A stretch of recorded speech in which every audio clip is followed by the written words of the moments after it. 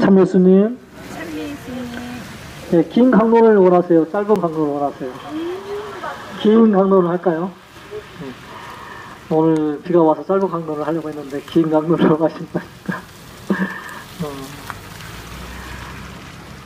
어제 그 케이스 망가졌다는 소식을 듣고 어땠어요, 기분이? 좋았죠? 사실 제가 어제 그제 그러니까 7월 9일날 오려고 비행기표를 끊었어요.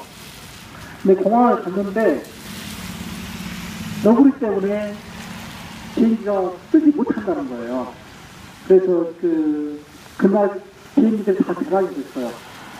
그래서 이제 오늘 어제 걸로 비행기표를 바꾸고 어쩔 수 없이 저희 집으로 이제 돌아갔죠. 돌아가는 길에 어떤 기도를 했냐면 어떤 기도를 했겠어요? 이 너구리 때문에 지금까지 공사해놨던 거 다 망가져 버리도록 제가 기도를 하면서 집으로 갔다는 거 아니에요. 하나님께서 제 기도를 들어주신 것 같아요. 아멘. 그러면서 제가 만나는 사람들마다 이런 말을 합니다.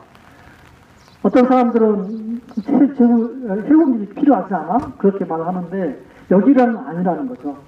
입지 조건이 아니라는 거죠. 이렇게 작은 파도가 불어와도 바로 이렇게 직격탄을 맞는 것이죠. 그리고 수심이 아주 낮잖아요. 이곳에서는 군함이라든가 어떤 큰 그런 배들이 들어올 수 없는 그런 조건입니다. 그래서 더 많은 공사비가 필요하잖아요. 그런데 제가 했던 그 기도가 들어지면서 제가 말했던 게 사실이구나. 어떻게 보면 지난번에 콜라겐 왔었고 이번에 너구리 왔었고 이번 너구리는 그래도 작은 태풍이었잖아요. 앞으로 더 큰 태풍이 오지 않으리라는 그런 보장이 없죠. 또 저는 그렇게 또 기도를 하고 있어요. 더 큰 태풍이 올 거라고 생각하고 있고 아마 제가 했던 그 기도 저만 한 거 아닐 거라고 생각해요. 그렇죠?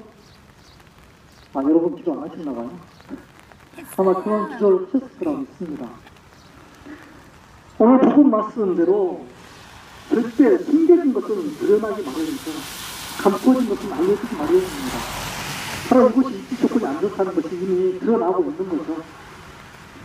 아마 계속적으로 태풍이 오고 케이슨이 부서지고 그 케이슨이 하나에 얼마인지 아시죠? 15억에서 30억이래요.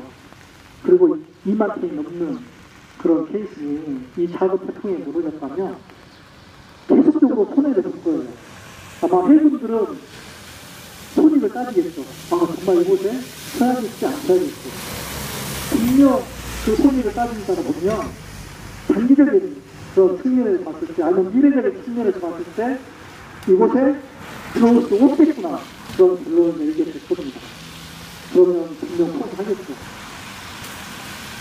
저는 그렇게 믿습니다. 사실 지금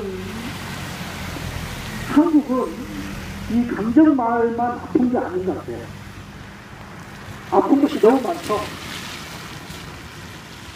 밀양도 그렇고 쌍용도 그렇고 그리고 지금 혹시 들으셨는지 모르겠지만 용산에 화산 경마장이 들었었어요. 혹시 들어보셨어요? 네. 안 들어보셨어요? 네, 좀 자세히 설명을 해드릴게요. 화산 용산에 성심여중구가 있어요. 근데 성심여중구가 있는데 바로 230m 앞에 화산 경마장이 생겼습니다. 근데 그 화산 경마장이라는 거 혹시 경마해보신 분 계실지 모르겠는데 없으시죠? 보통은 금요일날, 토요일날, 일요일날 그 과천에 경마장이 있습니다. 그 경마장에서 말들이 달려요. 근데 그거를 우리가 그 과천까지 갈 수 없잖아요. 그렇기 때문에 그런 사람들을 위해서 각 지역마다 화상 경마장을 세웠습니다. 그래서 금요일날, 토요일날, 일요일날 과천에서 달리는 그 말들을 화상으로 바로 직접 중계를 합니다. 그러면 그 화상 경마장에 가서 그 말을 보면서 이제 도박을 하는 거죠. 네.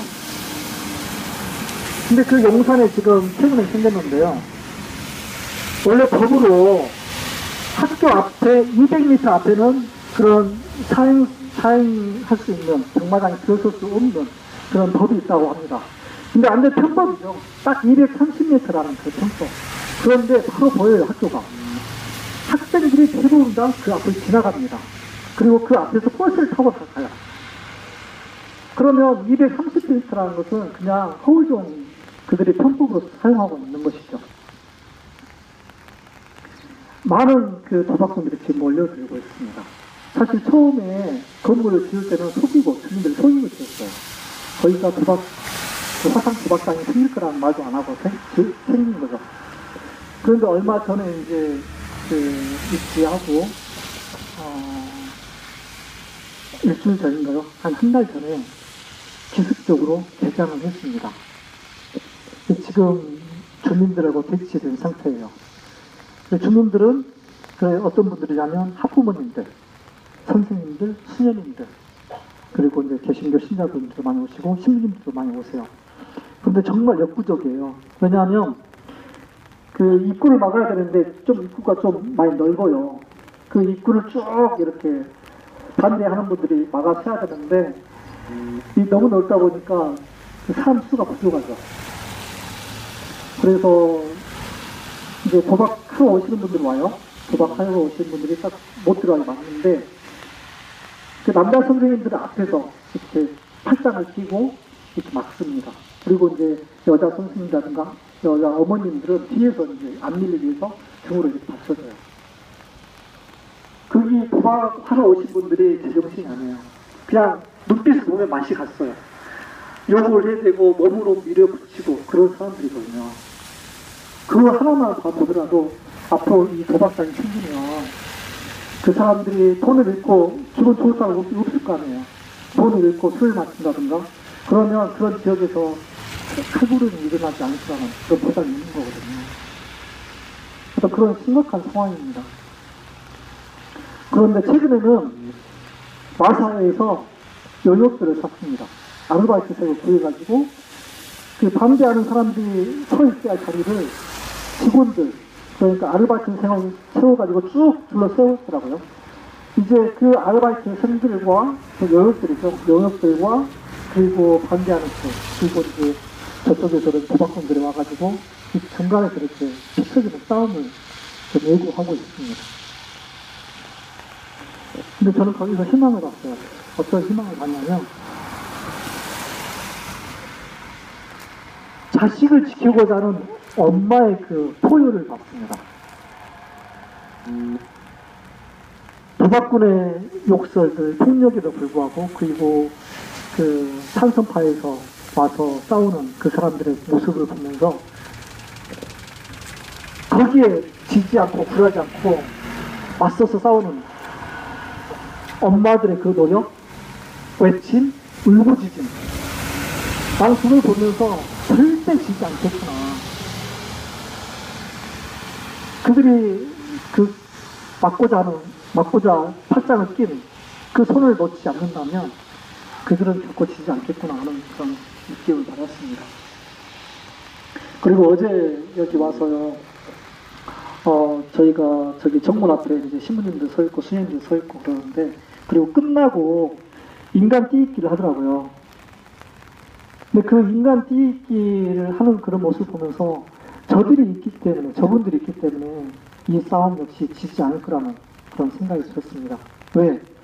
이분들이 맞잡은 그 손 놓지 않는다면 절대 지지 않을 거라는 생각이 들었습니다. 이들이 맞잡은 손이 오늘 예수님께서 말씀하신 것처럼 육신을 주셔도 영혼을 주지 못하는 자들을 두려워하지 않기 때문이죠. 결국은 어떤 박해들, 어떤 특박들, 어떤 두려움 앞에서도 결코 좌절하지 않고 절망하지 않고 이들이 맞다는 손 놓지 않을 거라는 것들이 있기 때문입니다. 그리고 저해수기가 들어서서 그렇지 않고 그것이 있는 한은 우리가 여기 떠나지 않을 거라는, 끝까지 싸울 거라는 그런 믿음들이 있기 때문에 결국은 우리가 승리할 거라는 것이 있습니다. 아멘. 그리고 마지막으로 한마디 더 드리고 싶어서, 오늘 예수님께서 누구든지 사람들 앞에서 나를 안다고 증언하면 나도 하늘에 계신 내 아버지 앞에서 그를 안다고 증언할 것이다. 그러나 누구든지 사람들 앞에서 나를 모른다고 하면 나도 하늘에 계신 내 아버지 앞에서 그를 모른다고 할 것이다. 그렇게 말씀하셨는데 정말 아버지를 알고 예수님을 아는 사람들, 바로 여기 있는 사람들이라고 생각합니다. 예수님께서 우리에게 주신 복음들, 그 가치를 살아내는 사람들이죠. 몸으로, 그리고 행동으로 실천하는 그 삶이야말로 우리가 예수님을 안다고 증언한다고 이렇게 말할 수 있습니다. 반대로 그렇게 살지 못한다면 우리가 아무리 예수님을 안다고 말해도 우리가 예수님을 다 안다고 할 수가 없을 것입니다.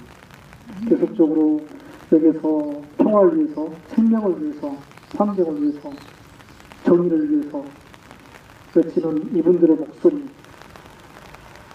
계속적으로 퍼져나간다고 믿습니다. 그리고 우리가 승리할 거라는 것도 믿습니다. 좌절하지 않고 절망하지 않고 계속적으로 우리가 맞잡은 손 놓지 않았으면 좋겠습니다.